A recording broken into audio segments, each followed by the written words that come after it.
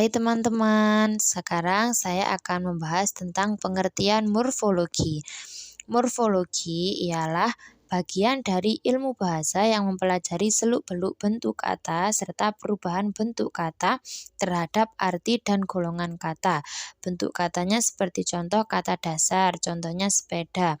Kata berimbuhan, contohnya bersepeda. Kata majemuk, contohnya sapu tangan. Kata ulang, contohnya berbondong-bondong. Nah, untuk proses morfologi ialah proses pembentukan kata-kata dari satuan lain yang merupakan bentuk dasarnya. Dalam bahasa Indonesia terdapat 3 proses morfologi.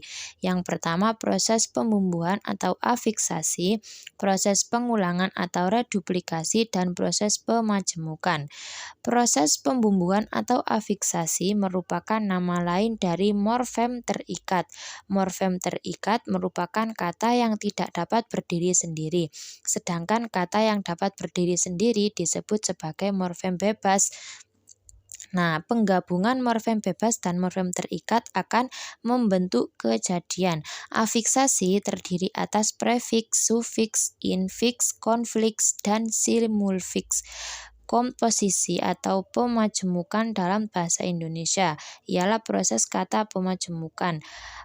Gabungan kata dasar yang telah bersenyawa atau sudah membentuk satu kesatuan dan menimbulkan arti baru. Contohnya, keras kepala, kamar mandi, mata pelajaran, dan kumis kucing. Untuk kumis kucing dalam arti sejenis tanaman adalah kata majemuk, tetapi kumis kucing dalam arti kumis dari seekor kucing bukanlah kata majemuk.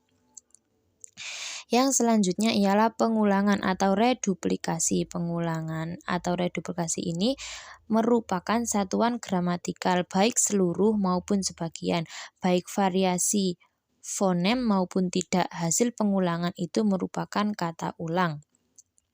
Misalnya rumah-rumah dari bentuk dasar rumah. Yang selanjutnya ialah pengertian morfem. Morfem ialah satuan gramatikal terkecil yang mempunyai makna. Contohnya seperti diambil, ambil, dibawa, bawa, dicuri, curi, didukung, dukung. Nah, jenis-jenis morfem ada 3. Yang pertama berdasarkan kebebasannya ada 2, morfem bebas dan morfem terikat. Morfem bebas ialah tanpa kehadiran morfem lain dapat muncul dalam penuturan, misalnya pulang, makan. Morfem terikat merupakan morfem yang tidak mempunyai potensi untuk berdiri sendiri dan selalu terikat dengan morfem lain. Contohnya henti, juang, dan semua bentuk afiks. Berdasarkan keutuhannya, morfem dibedakan menjadi ini cuma 1. Morfem terbagi, yaitu morfem yang merupakan bagian yang terpisah atau terbagi. Misalnya, pada kata satuan merupakan morfem utuh dan an adalah morfem terbagi. Semua afiks dalam bahasa Indonesia termasuk morfem terbagi. Berdasarkan maknanya ada 2, bermakna leksikal dan tidak bermakna leksikal.